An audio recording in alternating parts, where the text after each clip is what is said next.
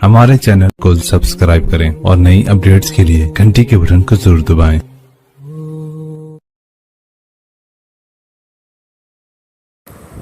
بسم اللہ الرحمن الرحیم۔ السلام علیکم ورحمۃ اللہ وبرکاتہ۔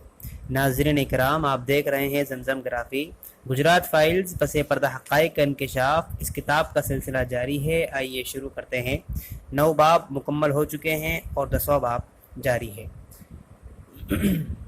اس مناسبت سے قارئین کے لیے ضروری ہے کہ وہ گیتا جوہری کو تھوڑا اور قریب سے جان لیں۔ سلسلہ چل رہا ہے گیتا جوہری کے بارے میں۔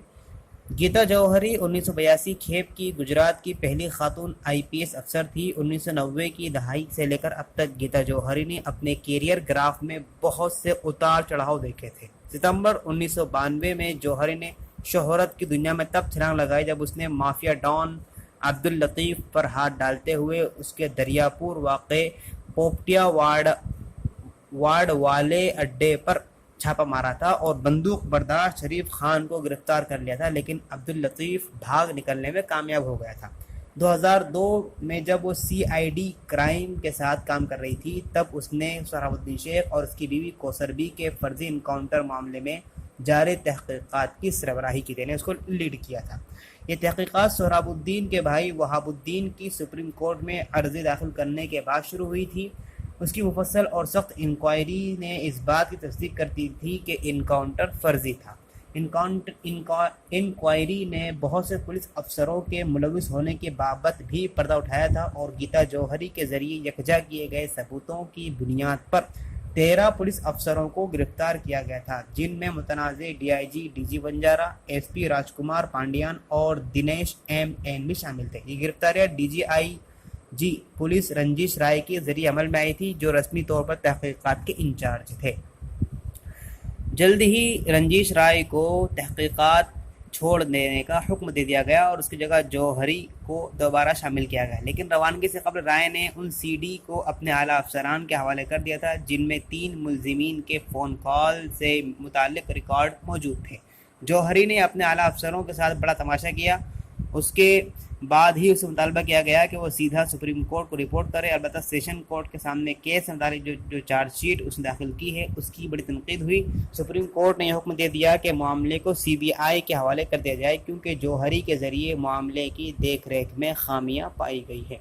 فرضی انکاؤنٹر معاملے میں جوہری سب سے اہم عنصر کی حیثیت رکھتی تھی، یعنی مین پارٹ۔ اس سے قبل ایک ادارتی صفحے پر شائع اپنے مضمون میں لکھا تھا، کسی مثالی دنیا اور مثالی حالات میں گیتا جوہری ان عورتوں کے لیے مثالی شخصیت بن سکتی ہے جو پولیس سروسز میں قدم رکھنے کا جذبہ رکھتی ہیں، لیکن نہ تو یہ دنیا مثالی ہے اور نہ ہی قسمت نے گیتا جوہری کا ساتھ دیا۔ میں نے اس کے ساتھ یہ پوچھتے ہوئے اپنے گفتگو کا آغاز کیا کہ سب ٹھیک تو چل رہا ہے، کیونکہ وہ خاصے تناؤ میں نظر آ رہی تھی۔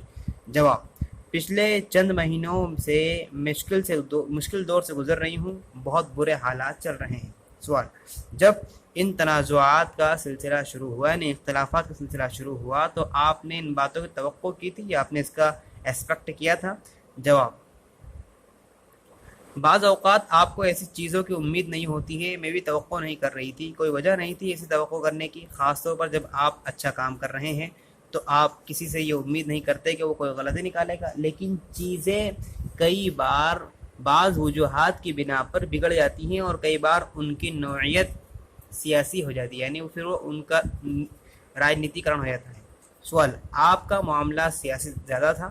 جواب: ہاں، میرا معاملہ زیادہ سیاسی تھا، الگ الگ حکومتیں، ریاستیں اور مرکز میں الگ الگ سرکاریں۔ سوال: میں آپ کے بارے میں بہت پڑھتی رہی ہوں، مجھے بتایا گیا کہ آپ نے تو پارلیمنٹ کو تقریباً روک ہی دیا تھا۔ جواب: ہاں، وہ سہراب الدین والے معاملے میں کچھ ناخوشگوار میڈیا رپورٹیں تھیں۔ میڈیا رپورٹوں نے میرے بارے میں صرف ساری ناخوشگوار باتیں ہی کہی تھیں۔ سوال: تو آپ کہہ رہی ہیں کہ CBI کبھی بھی آپ کو گرفتار کرنا نہیں چاہتی تھی؟ جواب: نہیں، CBI نے کبھی یہ نہیں کہا کہ وہ مجھے گرفتار کرنا چاہتی ہے۔ اس زمانے میں لندن میں تھی، میری ٹریننگ چل رہی تھی اور اس کے بارے میں سنتی رہتی تھی۔ جب میں واپس آئی تو ان ساری پریس رپورٹوں پر نظر ڈالی۔ میرا مطلب ہے کہ اگر آپ کے پاس ثبوت ہے تو اس کو پیش کیجیے، بس ان سے میں نے یہی مطالبہ کیا تھا۔ یہ سب کچھ ریکارڈ سے پرے ہے، ٹھیک ہے نا؟ بنیادی طور پر انہوں نے مجھ سے وزیر داخلہ کے بارے میں سوال کیا۔ اب چونکہ وزیر داخلہ کے ساتھ کبھی بھی میں پورے طور پر اتفاق نہیں رکھتی تھی، لہذا جب CBI نے مجھ سے پوچھا تو میں نے کہہ دیا کہ میں امت شاہ کے ساتھ کلی طور پر کبھی اتفاق نہیں رکھتی، یعنی میں اس سے 100% ایگری نہیں ہوں۔ نہ کوئی آدمی نہ ہی کوئی سیاسی لیڈر مجھ سے بات کرتا ہے، کیونکہ وہ واقعی مجھ سے ڈر گئے ہیں۔ آپ کو پتہ ہے کہ گزشتہ 2 برسوں سے کسی نے مجھے فون تک نہیں کیا۔ سوال، کیا یہ وہی وزیر داخلہ ہے؟ جواب، ہاں، وزیر داخلہ امت شاہ۔ یہ بات وہ مضحکہ خیز لگے گی، لیکن سچ یہ ہے کہ میں اس سے کبھی بات کرنا نہیں چاہتی، اور بس مجھے دھمکی دیتے رہتے ہیں۔ میرے شوہر یعنی میرے ہسبینڈ میرے لیے حمایت یعنی ہیلپ کا ستون ثابت ہوئے ہیں۔ ہر اچھے برے اوقات میں وہ میرے ساتھ رہے ہیں۔ تمام عرضیوں کا مسودہ تیار کرنے میں وہی میری مدد کرتے ہیں۔ تمام پٹیشن کا ڈرافٹ تیار کرنے میں وہ میری مدد کرتے ہیں۔ وہ شعبہ جنگلات میں افسر ہیں اور گاندھی نگر میں قیام پذیر ہیں، گاندھی نگر میں رہتے ہیں۔ دوستو، آج کے لیے اتنا ہی۔ آپ کے وقت دینے کا شکریہ۔ السلام علیکم۔